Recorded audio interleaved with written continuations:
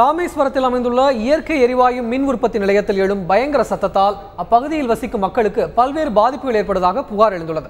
இது பற்றிய ஒரு செய்தி தொகுப்பை இப்போது பார்க்கலாம். ராமநாதபுரம் மாவட்டம் ராமேஸ்வரத்தை அடுத்த வாலாந்திரா பகுதியில் தனியாருக்கு சொந்தமான இயற்கை எரிவாயு மின் உற்பத்தி நிலையம் இயங்கி வருகின்றது.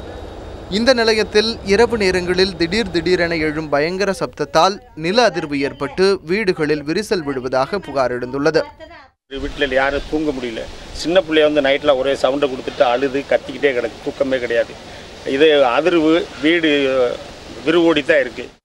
நில அதிர்வு மற்றும் அதிக ஒலி காரணமாக தலைவலி, மாரடைப்பு, இரத்த அழுத்தம், காது கேளா தன்மை, கருக்கலைப்பு, மூளை பாதிப்பு, தூக்கமின்மை உள்ளிட்ட பல்வேறு உடல் உபாதைகள் ஏற்படுவதாக அப்பகுதி மக்கள் குற்றம் சாட்டுகின்றனர்.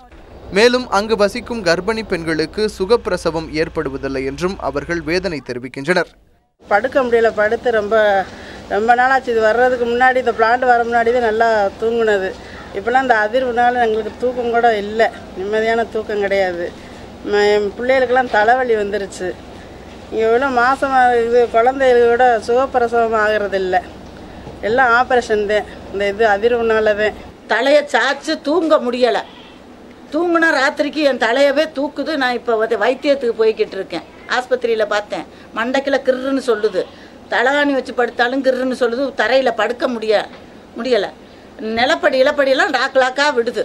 சன்னலில் போய் செவத்தில் காதை வச்சு பார்த்தா செவத்துக்குள்ள கேட்குது, குருன்னு கேட்குது. இதுக்கு என்ன முடிவு?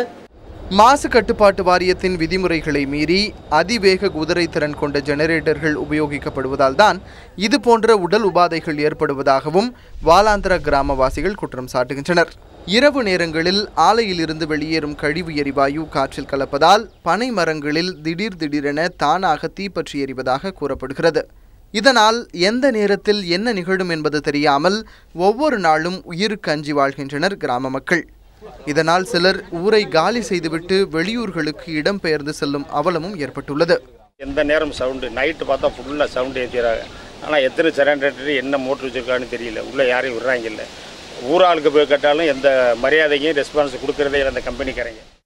இது தொடர்பாக பல முறை புகார் அளித்தும் மாவட்ட நிர்வாகம் இதுவரை எந்த நடவடிக்கையும் எடுக்கவில்லை என குற்றம் சாட்டும் அப்பகுதி மக்கள் இந்த விவகாரத்தில் மாசு கட்டுப்பாட்டு வாரியம் தலையிட்டு நடவடிக்கை எடுக்க வேண்டும் என்று கோரிக்கை வைத்துள்ளனர்.